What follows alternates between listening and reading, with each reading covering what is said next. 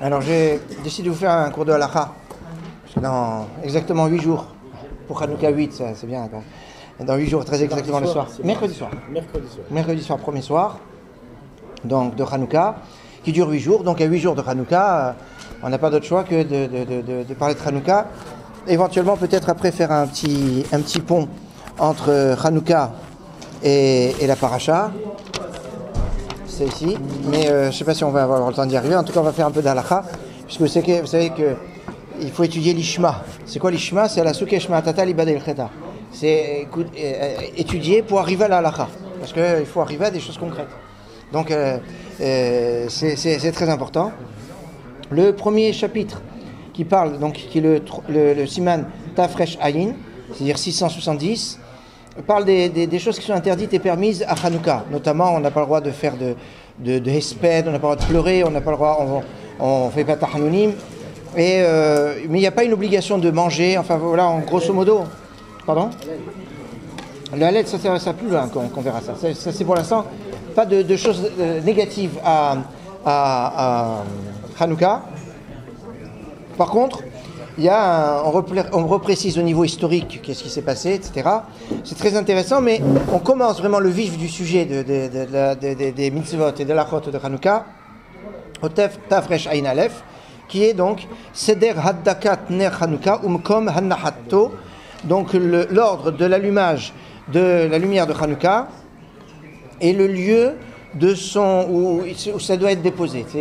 Les halachot de Hanouka sont des halachot où tous les détails font l'objet d'un approfondissement très très intéressant.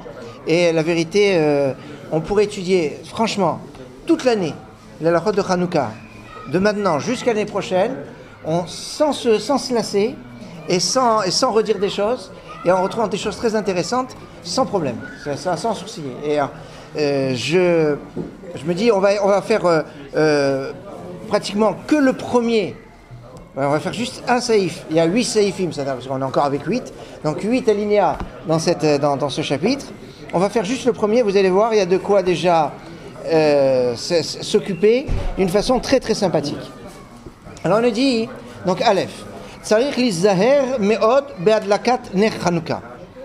Il faut être très nizhar. J'ai traduit lizaher par nizhar. Parce que je ne sais pas comment on peut traduire lizaher. Enfin, je vais vous dire comment. Être attentif. Être prudent, attentif. Mais en traduisant ça, concrètement, ça veut dire quoi? Alors, on va voir. Vous voyez que c'est pas évident. Dès le deuxième mot, on bute de savoir qu'est-ce qu'il y a derrière ce mot. En tout cas, il faut être très prudent, très nézère, vigilant. Hein? Quoi? Simoulev, non, c'est faire. Oui, Simoulev, soyez vigilants. Alors, c'est pas la Simlev, c'est l'Isère. Moi, je vous dirais l'Isère, si je vous traduis comme ça, dans une traduction complètement une traduction libre, l'Isère, il faut être lumineux sur les lois de Hanouka. Le Zohar. Donc, il faut être lumineux, très lumineux, avec Hadlakat Ner Hanouka. Va filou, et même Anish Amit Parnes Minat Tzedaka, un pauvre qui est soutenu par la Tzedaka, Shoel, il demande au Mocher Kesuto, il vend même son vêtement, Veloker Shemen le Hadlik, pour prendre de l'huile pour allumer les nérodes de Hanouka. Alors maintenant, première question, c'est quoi l'Isère?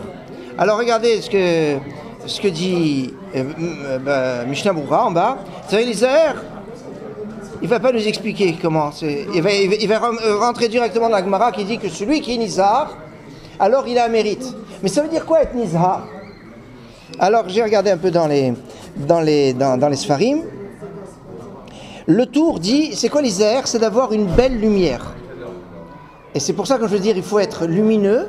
C'est-à-dire qu'il faut que la lumière, c'est ça l'Isère, pour que la lumière, elle ait un bon rayonnement. C'est ça l'Isère. Ça c'est le pshat du Tour. Et donc ça veut dire quoi? Comment ça va avoir une belle lumière? En ayant une bonne mèche de bonne qualité, une huile de bonne qualité, et bien que, on va dire plus loin, que n'importe quelle huile, n'importe quelle mèche sont cachères, ça veut dire l'Isère. C'est-à-dire, c'est vrai, tu as le droit, tu peux utiliser n'importe quelle huile, n'importe quelle mèche. Vous savez, dans la halakha, souvent, on a le droit de faire ceci, on a le droit de faire cela. Mais c'est pas obligé que l'on fasse comme ça. C'est mieux d'être dans la moyenne haute et d'aller vers le haut. C'est-à-dire que l'Isère, ça c'est l'introduction pour nous dire, même si tu peux prendre n'importe quelle huile, n'importe quelle mèche, et une belle mèche, et une belle huile, pour que c'est une belle lumière, pour que ça éclaire bien. Ça c'est le tour.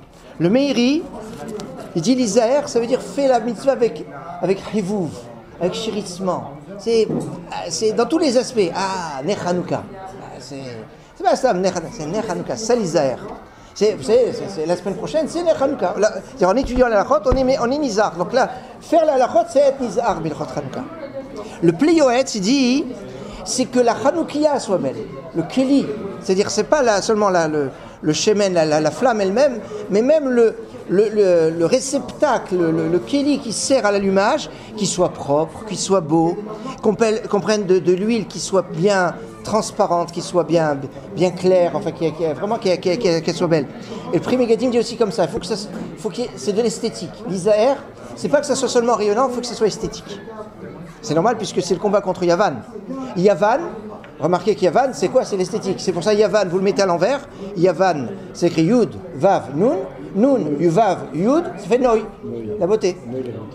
Donc il se base que sur la beauté. C'est pour ça que celui qui est l'anti-Noi, l'anti-Nouille, l'anti-Yavan, c'est Yosef. Parce que Yosef, qu'est-ce qu'il prend? Il prend Yavan, la Grèce, Yud, Vav, Nun. Hein, ça va en descendant, Yud, Vav, Nun. Et lui, qu'est-ce qu'il met? Il est tzaddik. Il met le tzaddik devant Yud, Vav, Nun, ça fait Tzion. Et Tzion, ça fait 156. Gematria, c'est Yosef. Et c'est pour ça qu'il était beau. Donc ça, c'est... Bon. Le Rama, au passage, le Rama va dire c'est quoi l'Isaër? C'est d'utiliser de l'huile d'olive. Il est un petit peu plus précis que le tour, et c'est normal, c'est le Rama, c'est la même école, quelque part c'est le monde Ashkenaz. Il dit, c'est vrai que tu peux prendre n'importe quelle huile, n'importe quelle mèche. Le tour il te dit, prends une bonne huile, une bonne mèche. Le Rama il dit, non, tu prends de l'huile d'olive, parce que c'est avec de l'huile d'olive qu'il y a eu le miracle. Alors est-ce qu'on peut traduire l'Isaër par perfectionniste? Très bon. D'après ce qu'on est en train de dire, oui. Tout ce que vous avez dit. Non, parce que c'est du perfectionnisme. Mais Rav Perachia, vous allez voir, c'est du perfectionnisme, mais dans le sens. Il va dire, c'est l'Isaër, c'est de faire attention à allumer exactement à l'heure. Parce que, vous savez que, théoriquement, l'heure de l'allumage à Hanouka, une marloquette Ashkenaz Sfarad, c'est quoi? Parce qu'il y a marqué Mishkiata. C'est quoi la Shkia? Les Ashkenazim, d'après le Gaon de Vilna, ils disent, c'est le début du coucher du soleil. Les Sfaradim disent non, le Shkiata c'est quand il n'y a plus de soleil. C'est-à-dire c'est Tzedek Ochavim. Nous à la Chalemase, en général, on fait Tzedek Ochavim pour les Sfaradim. Donc, à partir de Tzedek Ochavim et dans la demi-heure qui suit, ce qui s'appelle Hachetichle Regel Minashuk, c'est le moment idéal pour allumer. Et si on peut être à la maison à ce moment-là, ça fait entre 16h45, 16h40, non 17h40, pardon, 17h40 et 18h10. C'est dans oui. Enfin là on est bien dans la nuit. Il y en a qui 17h40 c'est Tzedakochavim. Tzedakochavim des Géonim, parce que d'après le Rabbeinu Tam c'est encore plus tard. Mais enfin bon. Mais d'après c'est le fait que la famille soit réunie, ça c'est un grand débat. Alors pour l'instant on va suivre la chose, mais ça c'est un problème qui est très très complexe. Une autre question, on allume d'abord Hanouka et après on fait vite. De toute façon il y a un ordre, c'est mieux d'allumer. Théoriquement il y a un ordre puisque vous avez deux principes. Il y a mitzvah, il y a Tadir Veshon, Tadir Kodem. Quand vous avez une mitzvah qui est fréquente, une mitzvah qui n'est pas moins fréquente, la plus fréquente est prioritaire. Donc Arvit c'est prioritaire. En plus, dans Arvit vous avez Kriyat Shema. Dans le Shema il y a les Doraita. Alors que Ner Hanouka c'est les Rabbanan. Mais, à contrario, vous avez Pirsoumanes dans la Ner Hanouka. Et donc Pirsoumanes, il peut combattre le Tadir Veshon, Tadir, et il peut combattre même les Doraita. Donc concrètement, si vous êtes à la maison, vous pouvez faire Arvit avant. Et après l'allumage à Hanouka. Si on est à la synagogue, Mishum Pirsoumanes, parce qu'après Arvit les gens s'en vont, certains allument le Ner Hanouka avant Arvit. Comme ça on voit le Ner pendant le temps d'Arvit. Mais les chez tunisiens par exemple, ils disent non, ils allument après Arvit. Et même si après on allume et on s'en va, c'est pas grave. Donc ça c'est juste pour répondre ponctuellement à la question. Mais je reviens à l'Isère. Rabbi Becharia, donc il dit c'est un principe d'horaire, donc d'allumer exactement l'heure. Et le Hida Kadosh dans le Petach Einaim, il dit c'est d'allumer beaucoup de nérotes. C'est-à-dire Mehadrin, Mehadrin. D'après Ashkenaz, c'est Rabbi Chida qui parle. Donc vous voyez que l'Isaher peut avoir plusieurs sens. Soit c'est sur la lumière, soit c'est sur le Kili, soit c'est sur l'heure. Et vous voyez que quand j'ai dit Tzarich l'Isaher, c'est surtout. Soit c'est surtout. Soit c'est surtout, quelque part. Et donc finalement, l'Isaher, vous voyez que c'est intraduisible. Quand j'ai pas voulu. Perfectionniste, allez, j'accepte votre. Vous êtes perfectionniste. Alors maintenant, on va maintenant aller dans le Mishnah Berurah. Il dit Ve'amrinan bigmara. Et on dit dans la Gemara, c'est Gemara Shabbat, page 23b, qui nous dit Haragil bener Havianlo. Dans la Gemara, il est marqué Havianlo banim talmidei chachamim. C'est intéressant parce que le Mishnah Berurah a traduit la Gemara en hébreu. Puisque dans le Mishnah Berurah en bas, théoriquement, c'est Havianle, il va voir des enfants talmidei chachamim. Shneimar, comme il est marqué, qui ner mitzvah ve Torah or. Car la ner mitzvah est la lumière et la Torah est or. Alors maintenant, il y a marqué Haragil bener. Remarquez qu'il n'y a pas marqué ner de quoi. Alors nous on comprend ner Hanouka, ner Shabbat. Et regardez c'est ce que dit Upiresh Rashi Alze, et Rashi a expliqué là-dessus. Ner mitzvah de Shabbat ve Hanouka. Quand on dit ner mitzvah, c'est ner de Shabbat et de Hanouka. C'est ça. Donc Haragil, remarquez qu'il n'y a pas marqué Nizar, il y a marqué Haragil ici. Le passage. Il y a marqué Tzarich l'Isaher, parce que celui qui est Ragil, pas celui qui est Nizhar. Vous voyez, vous sentez la petite nuance où on passe comme ça sans sourciller, parce que entre ce qu'a dit le Shulchan Aruch et la citation de la Gemara, on a changé de mot. Ragil, c'est celui qui est habitué à. Alors que Hanizar, on a dit, c'est celui qui est méticuleux, qui est perfectionniste sur la question. C'est pas exactement la même chose. Pourquoi ? Parce que quand on parle de Haragil, on parle aussi du Ner Shabbat. La notion du Ner Shabbat, ça vient toutes les semaines. Alors que le Ner Hanouka, c'est une fois par an. On ne peut pas dire Haragil sur une fois par an. Celui qui est habitué, Ner Hanouka. Oui, c'est pour ça que Tzarich l'Isaher, il a dit Ner Hanouka. Alors que quand je parle de tous les Nerot, et Shabbat et Hanouka, je veux dire Haragil. Ça, c'est la première chose. Maintenant, le Birkei Yosef ramène le Rama Mipano. Le Rama Mipano, c'est un grand Rabbi Menachem Azaria de Pano, qui un grand, et il écrit que celui qui est Ragil Bener au Zahir Bener Hanouka, Havianle Banim Talmidei Chachamim. Il dit dans le Shulchan, il va avoir des enfants Talmidei Chachamim. Alors, et dans la suite, il dit Vener Shabbat Banav Talmidei Chachamim. Ces enfants sont des Talmidei Chachamim. C'est quoi la différence? Si je dis que Banav Talmidei Chachamim, c'est-à-dire tous ces enfants sont Talmidei Chachamim. Alors que si je dis que Haviane, il va avoir des enfants Talmidei Chachamim, il va en avoir, mais il peut en avoir qui ne sont pas Talmidei Chachamim. On voit ici qu'il y a une supériorité du Ner Shabbat sur le Ner Hanouka. Puisque toujours on donne la supériorité du Ner Hanouka sur le Ner Shabbat. Mais on voit que le Ner Shabbat, par sa fréquence, et parce que c'est toutes les semaines, alors ça va inclure que tous ces enfants sont Talmidei Chachamim. Alors que le Ner Hanouka, il va avoir des enfants Talmidei Chachamim. Mais peut-être pas tous. On peut faire une médaille comme ça. Le Menorah Tamaor dit pourquoi il a des enfants Talmidei Chachamim? Quel rapport entre avoir des enfants Talmidei Chachamim et le Ner Shabbat et le Ner Hanouka? La réponse est que ce soit Ner Hanouka ou Ner Shabbat sont des mitzvot des Rabbanan. C'est donc des mitzvot que les Talmidei Chachamim ont institués. Ah, tu fais attention à la mitzvot des Talmidei Chachamim, tes enfants seront Talmidei Chachamim. Comme c'est Talmidei Chachamim qui ont institué ces mitzvot. On a dit la fréquence. Mais ça c'est un diouk dans le Rama Mipano. C'est pas commun. La question qu'on peut poser, mais pourquoi il va avoir des enfants Talmidei Chachamim? Pourquoi lui il va pas devenir Talmidei Chachamim? On dit il va avoir des enfants Talmidei Chachamim. Lui il dit en général quand on fait une mitzvah, le mérite est déjà pour soi. Il y a une conséquence pour les enfants. Mais là c'est directement pour les enfants. Alors le levouche va dire, pour être nizhar dans la mitzvah de Ner Shabbat ou de Ner Hanouka, il faut déjà être Talmidei Chacham. Il faut vraiment le faire comme il faut. Parce que, comment je vais être nizhar? Il faut connaître toutes les halachot. Et pour bien connaître toutes les halachot et être rentré dans tous les détails de la halacha, il faut être Talmidei Chacham. Donc s'il est nizhar, c'est qu'il est Talmidei Chacham. Donc qu'est-ce qu'il peut avoir comme mérite? D'avoir les enfants Talmidei Chachamim. Et ça, c'est pas évident. Parce que ça, on a souvent trouvé des parents Talmidei Chachamim, les enfants sont pas forcément Talmidei Chachamim. Mieux encore, ils auraient tendance à ne pas l'être. Parce qu'ils veulent s'opposer. C'est toujours l'opposition parent-enfant. Et qu'ils veulent se démarquer. Alors des fois, ils se démarquent en faisant autre chose. Et donc, c'est pas évident. Alors, on dit, tiens, tu fais attention, tu es Nizdar dans Ner Hanouka parce que tu sais. Alors, tu auras des enfants Talmidei Chachamim. Le Bah dit. Il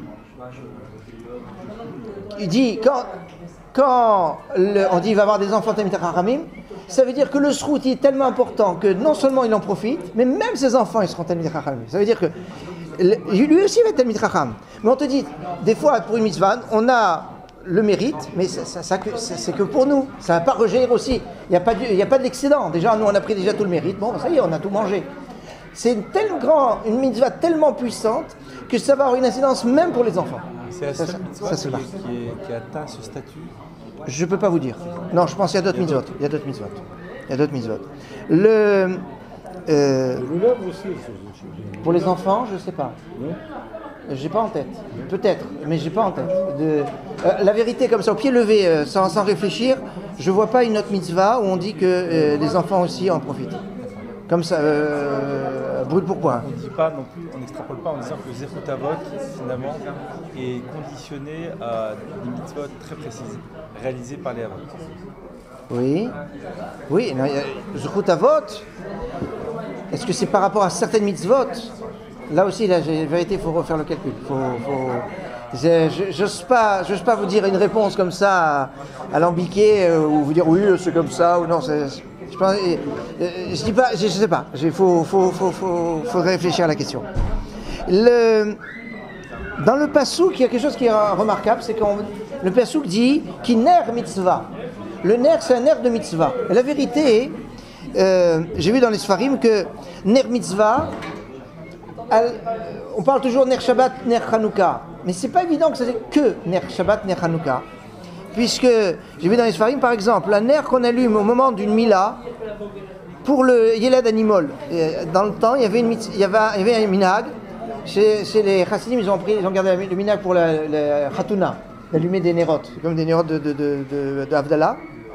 Mais j'ai vu dans les Sfarim que même pour la Mila, on allumait un ner en l'honneur de la Mila. Ça s'appelle ner mitzvah. Alors c'est intéressant parce que c'est au moment d'une Mila, donc ça veut dire qu'on souhaite que l'enfant soit Talmid Chacham, donc il y a une symbolique qui est très forte. J'ai vu aussi une autre chose, c'est que le ner mitzvah, c'est la lumière aussi du Bet HaMidrash et du Bet HaKnesset. Et le Bet HaMidrash et le Bet HaKnesset, ça correspond au ner Shabbat et au ner Hanouka. Comment? Parce que le Bet HaKnesset, il sert à quoi surtout? À prier, à louer Hachem. Hanouka, c'est quoi? C'est louer Hachem, c'est remercier Hachem, et le Hodot, le Hallel. Maintenant, le Bet HaMidrash, c'est quoi? C'est un endroit pour étudier. Or, Shabbat, c'est fait pour quoi? C'est fait pour étudier. Pourquoi on ne travaille pas? Donc finalement, Ner Shabbat, Ner Hanouka, c'est l'emblème de toutes les autres lumières. Du Ner du Bet HaMidrash, du Bet HaKnesset, et donc c'est ça Ner Mitzvah. Donc tout est compris dedans. Maintenant, il y a Tzarich Lizaer Bener, quand il y a Haragil Bener, il y a une girsa de Baal Echot Gedolot, le Rabbeinu Hananel de Tunisie. Il dit Haragil Bener Hanouka. Donc la girsa c'est précise, c'est Ner Hanouka. Alors que la girsa qu'on a ici, et c'est celle que le Mishnah Berurah a repris, c'est Haragil Bener, sans préciser. Ça veut dire c'est tout Ner, et Shabbat, et Bet HaKnesset, et Bet HaMidrash, et Mila, tout Ner. Donc on voit que en fonction, vous voyez, si on rajoute un mot, ça peut tout changer. Ça peut tout changer, et c'est ce qu'on voit dans la suite. On est dit va afilu ani amit parnes minat tzedaka. Même, donc je reprends dans le langage là-haut du Mahaber. Va afilu ani, même un pauvre, amit parnes minat tzedaka, qui est nourri par la tzedaka. Alors Shoel, alors il doit demander. Alors regardez maintenant, le Shoel, vous avez un petit guimel qui nous renvoie en bas le Mishnah Berurah. Vous avez le petit guimel dans Mishnah Berurah. Et le Mishnah Berurah va changer le sens du Mahaber. C'est quelque chose de phénoménal, ce que vous allez voir ici.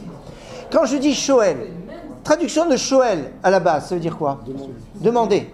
Demander ou emprunter. Oui. Hein? Ça veut dire emprunter quoi? De l'argent. Oui. Donc, emprunter de l'argent, c'est-à-dire, je n'ai pas d'argent, je vais demander à quelqu'un de me prêter de l'argent. C'est ça, Shoel. Regardez ce que le Mishnah Berurah va en se basant sur le Gaon de Vilna. Il va rajouter al-Ptahim. Shoel al Aptahim, ça change toute la donnée du truc. C'est quoi Shoel al Aptahim? Faire l'aumône. Demander de l'argent à la porte, c'est faire l'aumône. C'est pas la même chose que Shoel. C'est-à-dire que, d'après le M'chaber, si je le lis d'une façon simple, l'obligation pour le pauvre qui n'a pas, ce serait d'emprunter de l'argent. Mais tu ne l'obliges pas à faire l'aumône pour pouvoir avoir les nerfs de Hanouka. D'après la Girsa du Gaon de Vilna que le Mishnah Berurah ramène, il dit non, s'il n'a pas, il doit être prêt même à faire l'aumône. Oui, en rajoutant juste à la Ptachim, on a changé le mot Shoel. Dans un cas, c'est emprunter, dans l'autre cas, c'est faire l'aumône.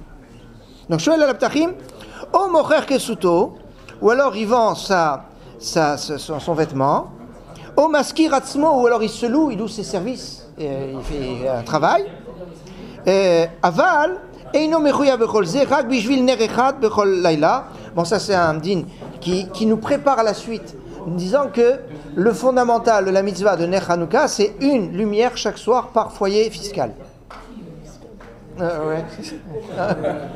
C'est toutes personnes qui sont sous un même toit, les enfants, enfin je parle pour les Sfaradim en tout cas,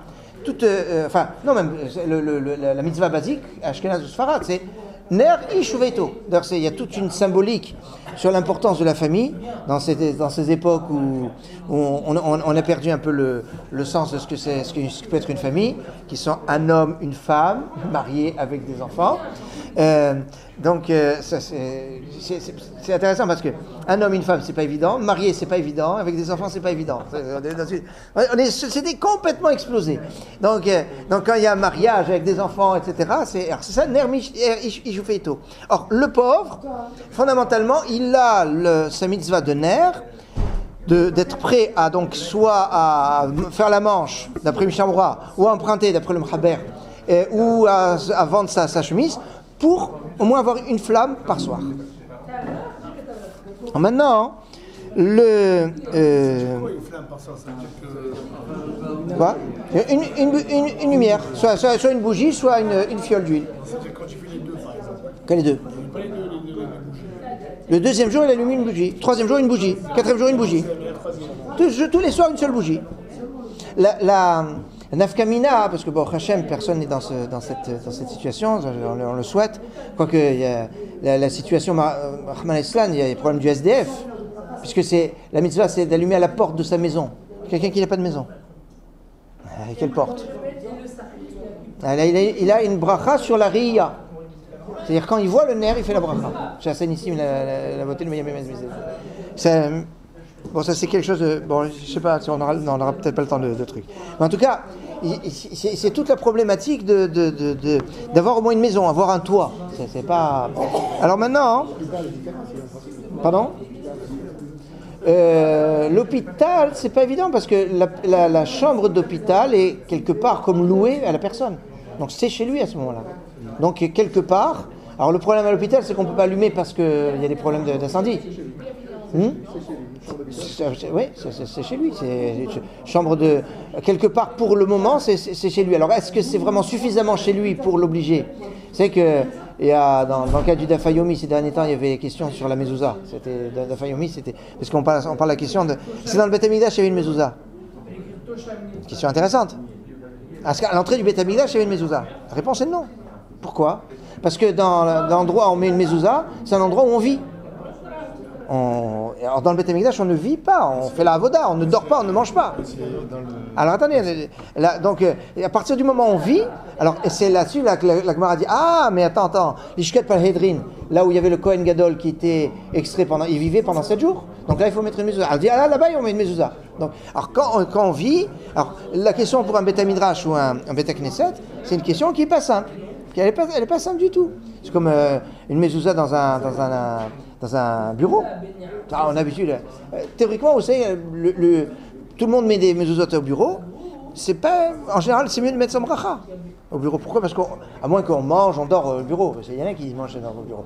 Mais si on ne fait que travailler au bureau et qu'on on ne mange pas vraiment, etc., c'est pas évident qu'il y ait un chiyuv. Et il y en a qui poussent même le bouchon en disant si c'est pas ma maison, c'est pas la halakha comme ça. Mais si c'est pas ma maison, j'ai pas de chiyuv de mezuzah. Il y aurait une maison louée, il n'y aurait pas de chiyuv.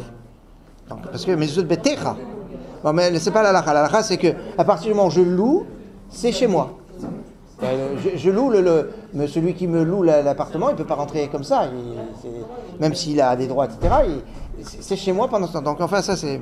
J'ai appris quelque chose de très beau, si je peux le dire. Oui, mais. En France, on va attendre un mois avant de coller sa maison. En Israël, c'est tout de suite. Oui. Parce que là-bas, c'est toujours ta maison. C'est ça. Quand on est en location, ça. Non, c'est important parce que quand on est en location, en France, en Khoussares en tout cas, il faut attendre un mois parce que c'est là, ça s'appelle vraiment. Alors qu'en Israël, même en location, mais si tu achètes, même en France, c'est dès le premier jour. Ça, c'est une distinction qu'il faut savoir parce que toujours on attend un mois, on attend un mois. Doucement, ça dépend qu'est-ce que c'est, location ou achat. À propos de faire la manche, Mechazer Laftachim, que dit le Gaon de Vilna, enfin, et on voit ici qu'il y a une très grosse rigueur, même pour le pauvre, pour l'obliger à avoir la lumière. On voit ce principe d'être prêt à faire la manche et d'obliger le pauvre à avoir Ner Hanouka. On le voit aussi pour Ner Shabbat et les Arba Akosot. C'est 3 mitzvot. On voit donc Ner Shabbat, Ner Hanouka et les 4 coupes le soir de Pessah. Et en fait, on apprend pour Ner Hanouka d'Arba Akosot. Pour l'Arba Akosot, la Gemara dit que le Hani, on doit lui donner. Et si on ne lui a pas donné, alors il doit se prendre en charge et il doit faire la manche. Et comme l'Arba Akosot, c'est Mishum Pirsoumanes, donc le truc, c'est comme ça le fonctionnement. Pirsoumanes, parce que Arba Akosot, c'est Pirsoumanes, ça fait bizarre. Parce que Pirsoumanes avec Ner Hanouka, ça, on comprend sa diffusion du miracle, la lumière, etc. Alors que Arba Akosot, Pirsoumanes, je bois, on peut voir peut-être une personne une fois qu'il a bu, je sais pas, mais c'est pas comme ça, il n'y a pas de mise à d'être sous.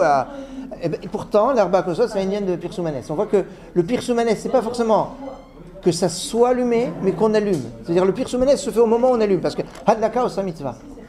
Donc c'est intéressant, c'est que l'acte, c'est lui qui fait Pirsoumanes. Bon, on reviendra, parce que ça c'est un olam.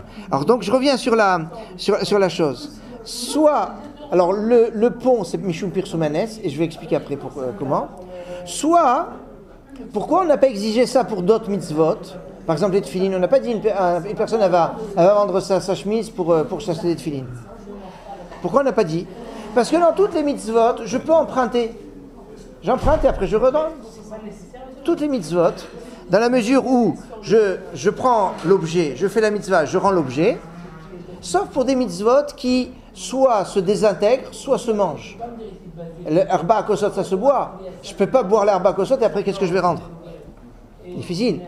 Le Ner Hanouka, une fois que j'ai brûlé, ça a brûlé, c'est fini, qu'est-ce que je vais rendre? Donc je ne peux pas rendre. Donc c'est pour ça, pour ces 3 mitzvot, Ner Shabbat, Ner Hanouka et Arba Kosot.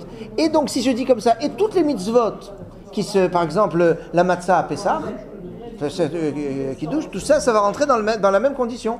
Et donc dans ces cas-là, eh bien on dirait aussi Mocher Kesuto, on a donné ces 3 parce que c'est les plus classiques.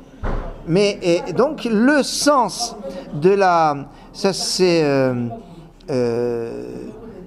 donc c'est la première chita qui dit qu'en fait le sens à comprendre pourquoi Ner Hanouka, Ner Shabbat et l'Arba Kosot, on a dit, et le pauvre il doit être prêt même à se vendre parce que on peut pas l'emprunter et le rendre. Le Maharam Shik, vous savez, c'était un rave qui pourquoi il s'appelait Chic? Ça fait bizarre comme nom, Chic. C'est très chic, vous allez dire.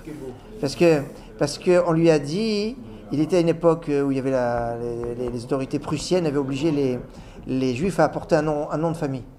Il a dit, mais moi je m'appelle Moshe Ben Yaakov, je m'appelle ma famille. Alors il a dit, Shem Israël Kadosh, le nom d'Israël est Kadosh. Rachetez votre, ça fait Chic. C'est pour ça qu'il s'appelle Chic. Donc ça va être très chic après. Alors il a dit que le principe est quoi? C'est qu'on a vu que ce qu'il y a en commun, notamment entre Ner Hanouka et l'Herba Kosot, c'est la notion de Pirsoumanes. C'est la diffusion du miracle. Et le Maharam Shik dit la chose suivante. Il dit, quand quelqu'un il veut faire une mitzvah, il fait tout pour faire la mitzvah, et il ne peut pas. Qu'est-ce qu'on fait? Akadosh Baruch Hu, il lui considère comme si qu'il a fait. Marcha Tova, Akadosh Baruch Hu, Mistarfa le Maaseh. Quelqu'un, il avait vraiment l'intention, etc. Et tout. Et Anos Rachman Abatré, il peut pas. Donc Akadosh Baruch Hu lui considère comme il lui valide. Mais maintenant, c'est Hachem qui valide. Si dans une mitzvah, il y a une notion de Pirsoumanes, dire diffusion du miracle. Alors, il voulait allumer les lumières de Hanouka, mais il ne peut pas allumer les lumières de Hanouka parce qu'il n'a pas de... Donc Akadosh Baruch Hu, il dit, je te considère, moi, c'est comme si tu as allumé. Mais Pirsoumanes, il n'y a pas eu. Parce que ce qu'il y a dans son cœur, ce qu'il y a dans sa volonté, il n'y a pas de... C'est bien gentil, mais on n'a pas le Pirsoumanes. Donc le Maharam Shik dit, quand il y a une notion de Pirsoumanes, la bonne volonté ne suffit plus.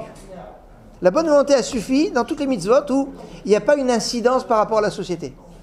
Et celui qui est dans une désert ou en prison, on essaie de l'isoler. La notion de Pirsoumanes, c'est une notion absolue. C'est-à-dire, quel que soit le lieu, à partir du moment où j'ai une mitzvah de Pirsoumanes, mitzvah de Pirsoumanes. Maintenant, il y a une grande question, c'est est-ce qu'il y a une notion de Pirsoumanes vis-à-vis des goyim ou c'est que vis-à-vis des juifs. Vous savez que la Gemara nous dit jusqu'à quand on doit allumer la Hanouka, al shetirle regel minashuk, jusqu'à ce que se termine regel minashuk, c'est-à-dire le passage dans la rue. Et la Gemara dit regel de quoi, de qui? Il y a des Tarmodaï là-bas. À Tarmodaï, là-bas, il y a plusieurs pshatim. À Tarmodaï, on va dire, ce sont ceux qui vendent le bois. Il y a des gens qui vendent le bois pour se chauffer. Et en fait, les gens, ils rentrent chez eux. Ils arrivent, ils veulent se chauffer. Ah, j'ai plus de bois. Donc, ils sortent et ils vont... Alors, j'ai eu deux pshatim. Soit ils sortent et ils vont marcher parce que les Tarmodaïs ils ont encore leur stand. Et donc, ceux qui se promènent dans la rue, c'est des juifs. Soit, les Tarmodaïs sont des marchands ambulants de bois. Et eux, ils se promènent. Qui veut du bois? Qui veut du bois? Qui veut du bois? Alors maintenant, deux possibilités. Tarmodaï, c'est quoi? C'est le nom de... Rachid dit Shem Ouma, c'est le nom d'un peuple. Alors, c'est-à-dire c'est des goyim. Alors, c'est des goyim. Et donc, ça veut dire que tant qu'il y a des goyim qui sont dans la rue, j'ai encore une mitzvah de Pirsoumanes. Non, Tarmodaï, c'est une catégorie socio-professionnelle. C'est les menuisiers, on va dire. Mais ils sont juifs. Ou alors, je veux dire, non, Tarmodaï, ça peut être même des goyim, mais ils sont dans leur stand. Et maintenant, ceux qui se promènent, c'est des juifs. Donc, on voit qu'il y a deux pshatim qui peut dire que c'est seulement vis-à-vis des juifs, mais il y a un pshat qui peut dire que Tarmodaï, c'est des goyim. Donc, ça veut dire que même si je suis dans un endroit complètement désert, il y a une mission de Pirsoumanes qui peut exister. Dans tous les cas, même si je suis tout seul, même s'il n'y a personne, il y a une notion de Pirsoumanes. La notion de Pirsoumanes, il y en a qui disent, le Pirsoumanes, c'est qu'on extériorise quelque chose qu'on a en nous pour nous permettre à nous d'intégrer la notion du Nes. C'est même s'il n'y a personne. Je vous dis la dernière chose, c'est que la dernière petite chose que je voulais vous rajouter, c'est que, oui, c'est très intéressant, je finis avec ça, c'est qu'il y a une extériorisation. Le Pirsoumanes, c'est extérioriser une notion d'une conscience du miracle. C'est le principe de la tfila. C'est que la tfila, c'est quoi? Le but de la tfila, c'est d'extérioriser la imuna. Le but de la tfila, c'est pas d'être exaucé. Quelqu'un, il fait une prière, il n'est pas exaucé, sa prière, elle est valable. C'est pour ça qu'on peut justifier qu'on fasse tous les jours la même prière. Sinon, ça fait comment, blata ou comment ça fait? Blata. J'apporte la voiture devant. Ah, ok, d'accord.